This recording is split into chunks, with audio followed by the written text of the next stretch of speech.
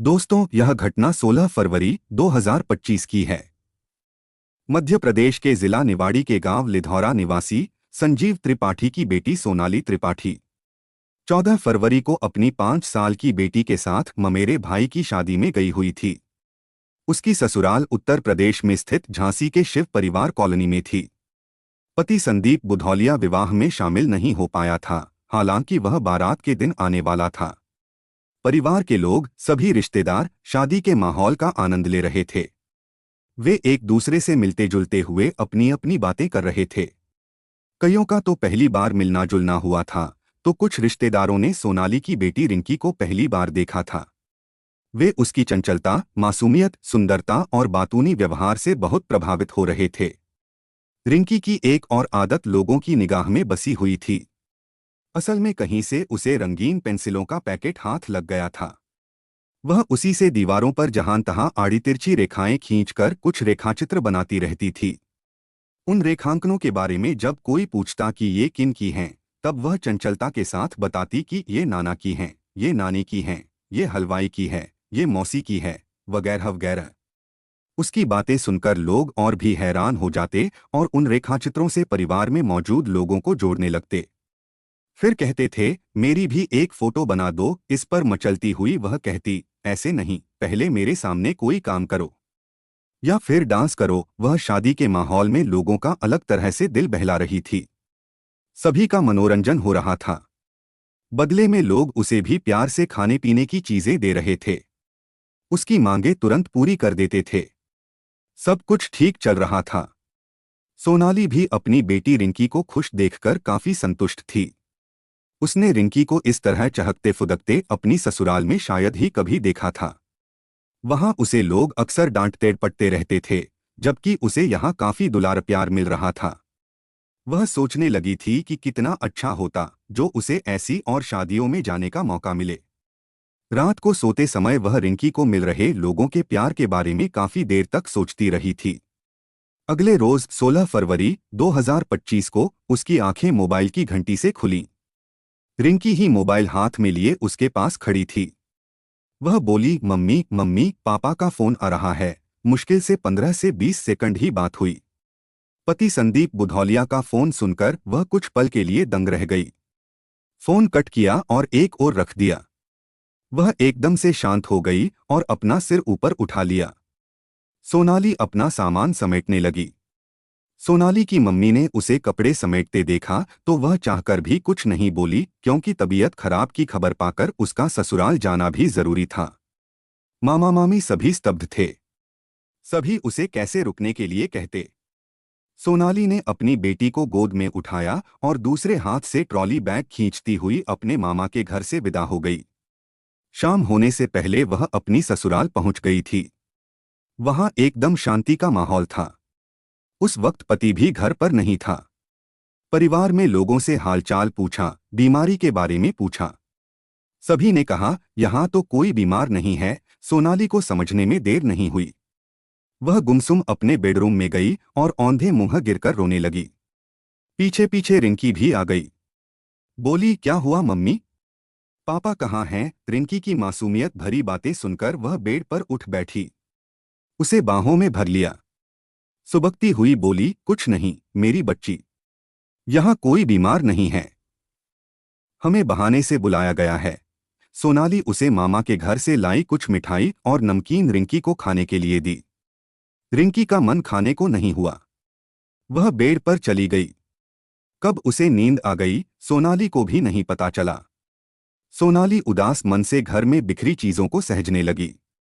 इस बीच उसकी पति से फोन पर बात हो गई। उसकी पसंद का खाना पकाने के बाद अपने कमरे में चली गई। सो रही रिंकी के सिर को सहलाया और उसकी बगल में बैठ गई। रात को संदीप देर से आया। आते ही सोनाली बिफर पड़ी। गुस्से में बहाने से बुलाने का कारण पूछा। उसका गुस्सा देखकर संदीप भी उसी लहजे में बातें करने लगा। डपटते हुए उस पर ही मनमर्जी करने का आरोप मढ़ दिया। सोनाली ने जब घर परिवार और समाज का हवाला दिया तो संदीप और भी आक्रोश से भर गया। माँ बाप और मायके वालों पर अधिक ध्यान देने का आरोप लगा दिया। गुस्से में सोनाली भी जवाबी आरोप लगाते हुए बोली कि वह अपनी बेटी पर ध्यान नहीं देता है।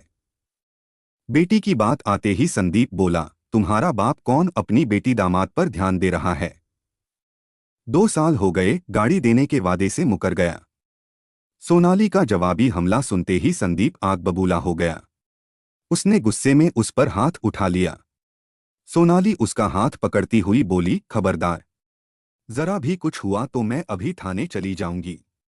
भूल जाऊंगी कि तुम मेरे पति हो। दोनों के बीच जबरदस्त तू मैं होने लगी। उनकी तेज आवाज से रिंकी की अचानक आंखें खुल गईं। बोली, क्या हुआ मम्मी? पापा आ गए। कुछ नहीं रिंकी, सो जाओ, सोनाली प्यार से बोली। जबकि संदीप डपटता हुआ बोला, चुपचाप सोई रह वरना एक झापड़ दूंगा। डांट सुनकर रिंकी कंबल में दुबक गई। मम्मी पापा की बातें साफ सुनाई दे रही थीं। कंबल के भीतर से ही झांककर मालूम करने की कोशिश करने लगी कि बाहर क्या हो रहा है। लेकिन यह क्या, कमरे में उसके मम्मी पापा के बीच जबरदस्त लड़ाई हो रही थी। उसके पापा ने मम्मी के दोनों हाथ पीछे की ओर पकड़ रखे थे। मम्मी हाथ छुड़ाने की कोशिश कर रही थी। कुछ पल में ही पापा का एक हाथ मम्मी की गर्दन पर था। वह एक हाथ से मम्मी के दोनों हाथ पकड़े हुए थे और दूसरे हाथ से गर्दन दबाए जा रहे थे। मम्मी बचने की कोशिश कर रही थी, लेकिन वह कमजोर बनती जा रही थी। उसकी आवाज भी कम होने लगी थी। वह औंधे मुंह बेड पर गिर गई। पापा उसकी पीठ पर जमकर बैठ गए और दोनों हाथों से मम्मी का गला दबाते रहे। मम्मी छटपटाती रही। कुछ समय में ही छटपटाहट बंद हो गई। पापा वहां से उठकर कमरे से बाहर चले गए। रिंकी यह सब देखकर सहम गई थी। वह समझ नहीं पा रही थी कि मम्मी को क्या हुआ। वह डर से मम्मी को आवाज भी नहीं दे पा रही थी। रिंकी ने देखा कि थोड़ी देर में उसके पापा एक रस्सी लेकर कमरे में आए। पापा को कमरे में आया देखकर उसने कंबल में खुद को छिपा लिया। डर गई कि कहीं वह उसकी पिटाई न कर दें। उसने महसूस किया कि बेड पर कुछ हलचल हो रही है, लेकिन क्या हो रहा है देखने की हिम्मत नहीं हुई। जब हलचल शांत हो गई तब रिंकी ने डरते हुए कंबल के भीतर से झांककर देखने लगी। बेड पर कोई नहीं था। सोचने लगी कि मम्मी कहाँ गई। पापा भी नहीं नजर आए। वह कहाँ गए, यह जानने की जिज्ञासा में उसने कंबल से अपना चेहरा निकाला। उसने चारों ओर अपनी नजर दौड़ाई। जैसे ही रिंकी की नजर ऊपर की ओर गई, उसकी चीख निकल गई। उठ बैठी। अपने दोनों हाथों से मुंह ढक लिया। उसकी मम्मी कमरे में पंखे से झूल रही थी। वहां उसके अलावा और कोई नहीं था। अगले रोज 17 फरवरी 2025 को संदीप ने अपनी ससुराल में फोन कर सूचना दी कि सोनाली ने बीती रात खुदकुशी कर ली है। सोनाली के फैमिली वाले भागे भागे मौके पर पहुंचे। रोती बिलखती बच्ची रिंकी को संभाला। वह अपने नाना नानी की गोद में दुबक गई। धीमी आवाज में बोली, पापा ने मम्मी को मार दिया है। यह सुनते ही उनके कान खड़े हो गए। उन्होंने शहर कोतवाली पुलिस को यह बात बताई।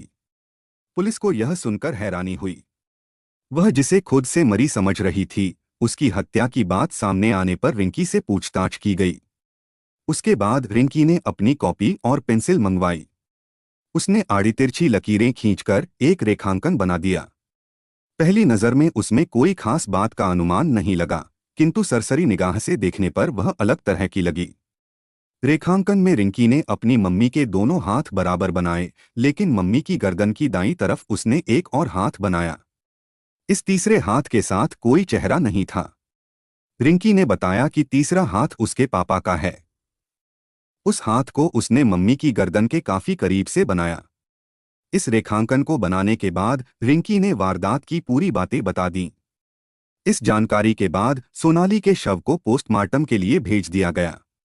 मौके पर पहुंची पुलिस ने हंगामा कर रहे लोगों को शांत कराया और एकमात्र चश्मदीद गवाह रिंकी के बयान के आधार पर आरोपी पति संदीप बुधौलिया, मां विनीता, भाई कृष्णकांत और उसकी पत्नी मनीषा के खिलाफ केस दर्ज करने के बाद आरोपी पति को हिरासत में लेकर आगे की कार्रवाई शुरू कर दी। पोस्टमार्टम रिपोर्ट से स्पष्ट हो गया कि सोनाली की मौत गला घोंटकर की गई थी।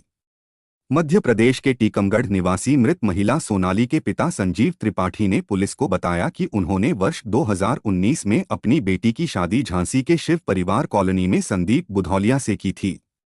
संदीप मेडिकल रिप्रेजेंटेटिव है। शादी के बाद से ही दामाद और उसके फैमिली वाले बेटी को प्रताड़ित करने लगे थे। सोनाली ने 5 साल पहले बेटी रिंकी को जन्म दिया था। तभी उसको ताने मारने के साथ अस्पताल में अकेला छोड़कर भाग गए थे, जिस पर वह बेटी को अपने साथ घर ले गए।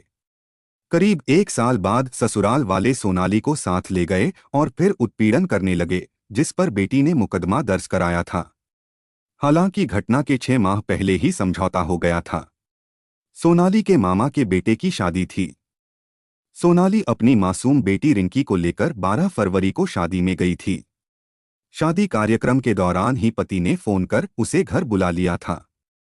तब उसने कहा था, अभी नहीं आई तब कभी मत आना। सोनाली की ससुराल से 17 फरवरी की सुबह सुबह फोन आया कि सोनाली की तबीयत खराब है। फिर फोन आया कि उसने फांसी लगा ली। वे मेडिकल कॉलेज पहुंचे। वहां नातिन रिंकी ने बताया कि पापा ने मम्मी को मारा और फिर गला दबा दिया। इस पूरे मामले की तहकीकात करने वाले सीओ रामवीर सिंह ने मुकदमा दर्ज कर मामले की जांच शुरू कर दी। पति पत्नी के बीच चल रहे विवाद के बारे में सोनाली के पिता संजीव त्रिपाठी ने बताया कि 2 साल तक पति पत्नी का विवाद चलता रहा। कोर्ट से राजीनामा कर उनकी बेटी को घर ले गए। उसके बाद पूरी प्लानिंग के साथ उनकी बेटी को बींगे पर लटका दिया और मौत के बाद मेडिकल कॉलेज में भर्ती कर दिया। जैसे ही मायके वाले पहुंचे तो उन्हें देखकर ससुराल वाले भाग गए। इसके बाद मृतका के परिजनों ने मेडिकल कॉलेज में ही हंगामा किया। उन्होंने कहा कि पहले बेटी की मारपीट की, फिर मार कर टांग दिया। उसके चेहरे और पैर पर चोट के निशान दिखाई दे रहे थे। उसके बाद आरोपी संदीप बुधौलिया को न्यायिक हिरासत में भेज दिया गया था। पुलिस द्वारा सुलझाया गया यह अनोखा केस था, जिसे में एक 5 साल की बच्ची के रेखांकन के आधार पर मामला जल्द सुलझा लिया गया था। सोनाली का पोस्टमार्टम होने के बाद अंतिम संस्कार में उसकी बेटी ने ही मुखाग्नि दी थी। सोनाली की मौत सिर्फ एक घटना नहीं, समाज की एक दुखद हकीकत है। दहेज, अपमान और घरेलू हिंसा ने फिर एक बेटी की जान ले ली। सबसे दर्दनाक बात यह है कि इस सच को सामने लाने वाली कोई वयस्क गवाही नहीं, बल्कि 5 साल की मासूम रिंकी की आंखों ने देखा और उसके छोटे से रेखांकन ने पूरी कहानी बयां कर दी। एक बच्ची की मासूमियत ने वो सच बोल दिया जिसे बड़े छिपाते रहते हैं। हमारी सोच कब बदलेगी? बेटी शादी के बाद बोझ क्यों मानी जाती है? क्यों एक लड़की की खुशियां मायके और ससुराल की जिद के बीच कुचल दी जाती हैं? एक बाप गाड़ी नहीं दे पाया और कीमत उसकी बेटी की जिंदगी बन गई। घरेलू विवाद घर के 4 दीवारों का मामला नहीं, यह अपराध है। चुप रहकर सहना समाधान नहीं, बल्कि अपराधियों को बढ़ावा देना है। हर माँ बाप, हर बहन, हर बेटी और हर बेटे से अपील, अगर आपके आसपास कोई सोनाली हो तो बोलिए, कदम बढ़ाइए, उससे पहले कि देर हो जाए। हिंसा के खिलाफ आवाज उठाइए। जय हिंद दोस्तों।